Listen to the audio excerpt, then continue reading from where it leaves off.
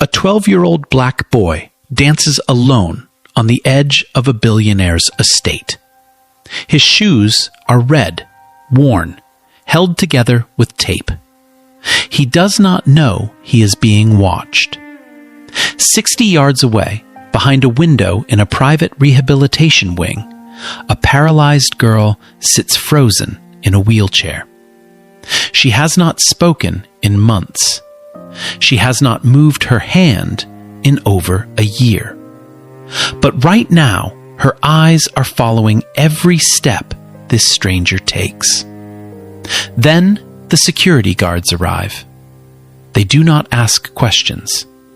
They slam the boy face down into the grass and lock handcuffs around his wrists. The billionaire walks over, phone already dialing the police. He looks at the boy and says 5 words. People like you always steal. He does not know that in 48 hours he will be on his knees, begging this boy to save his daughter. Yeah, nobody there realized what that moment would lead to. So, let's start today's story. The Whitmore estate sits behind 12-foot iron gates at the end of a private road lined with oak trees older than the nation's constitution. 40 acres of manicured silence. A 22,000-square-foot main house built from imported limestone. Security cameras on every wall, every fence post, every corner where shadow meets light. This is not a home. It is a kingdom. And Garrett Whitmore built it with his own hands.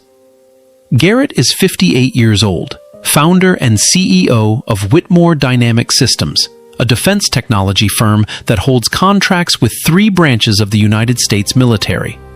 His face has appeared on the covers of Forbes, Bloomberg, and Wired.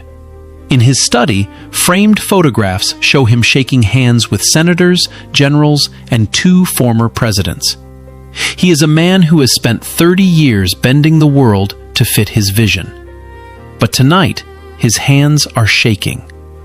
On his desk sits a medical report, the 11th in 18 months. The conclusion is the same as the 10 before it. No significant progress.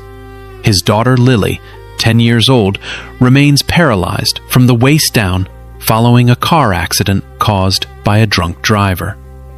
The driver walked free on a legal technicality. Garrett sued. Garrett lost. And his daughter stopped walking, stopped talking, stopped smiling, stopped everything. He has spent $14 million. Neurologists from Berlin, physiotherapists from London, experimental stem cell researchers from Sao Paulo. Every specialist delivered the same confused verdict.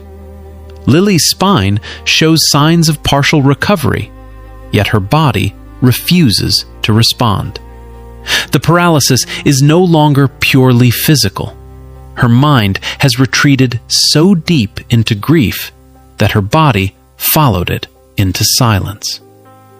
In the rehabilitation wing, a private facility Garrett built inside the estate, Lily sits in her wheelchair beside the window.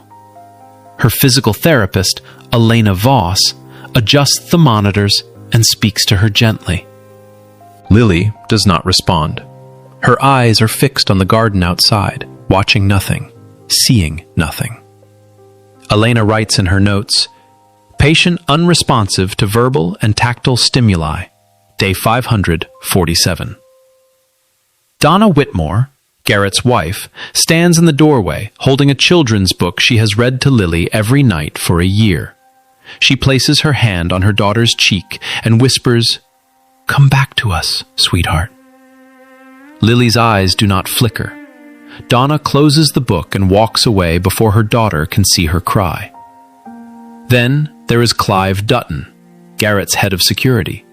Ex-military, 6'3", built from concrete and contempt. Since the accident, Clive has transformed the estate into a military compound.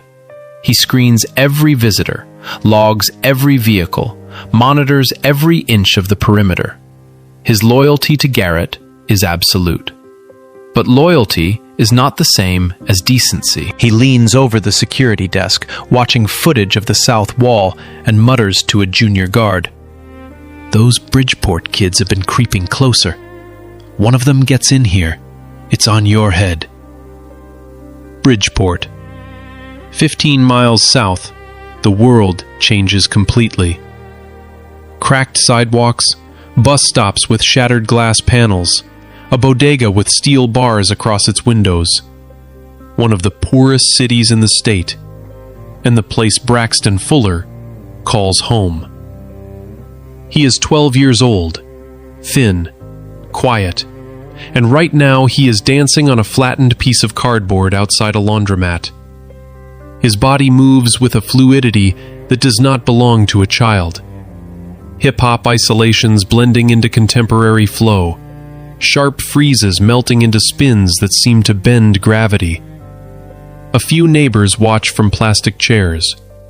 A little girl tosses a quarter at his feet. He does not notice.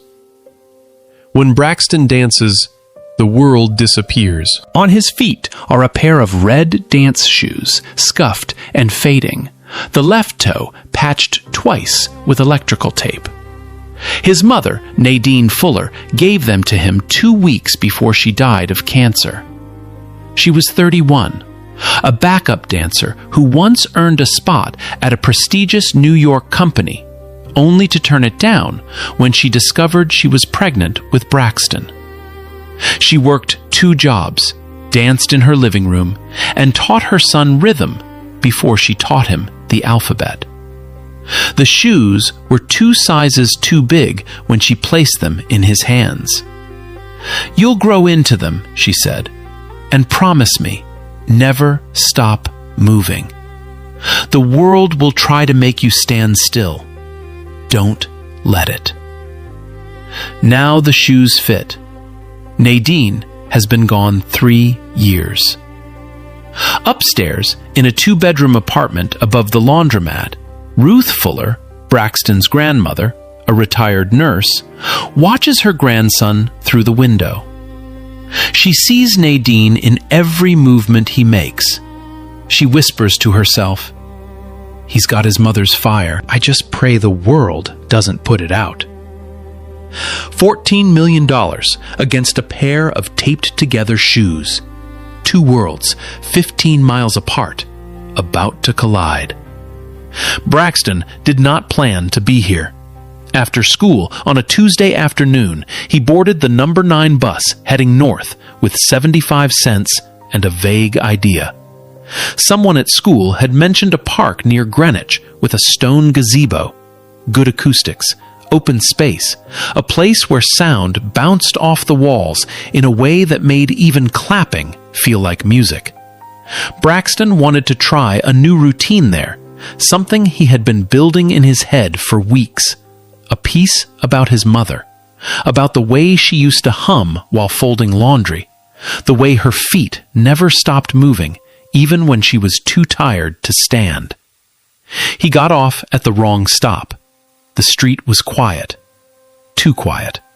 No bodegas, no chain-link fences, no bass thumping from parked cars. Just stone walls draped in ivy, ancient oak trees, and the smell of freshly cut grass so clean it almost hurt. Braxton walked along the wall, trailing his fingers across the cool stone, until he found a gap. Not a gate, just a place where the ivy had pulled away and the wall dipped low enough for a 12-year-old to see over. Beyond it, a garden that looked like something from a movie. Roses in perfect rows, a fountain shaped like a lion, grass so green it seemed painted. Braxton did not climb over the wall. He walked further along the perimeter until he found an open stretch of lawn near the garden's edge, technically outside the main gate, but within the property's boundary. He did not know that. He did not see the cameras. He set down his backpack. He pulled out his red shoes and laced them on. He pressed play on a small Bluetooth speaker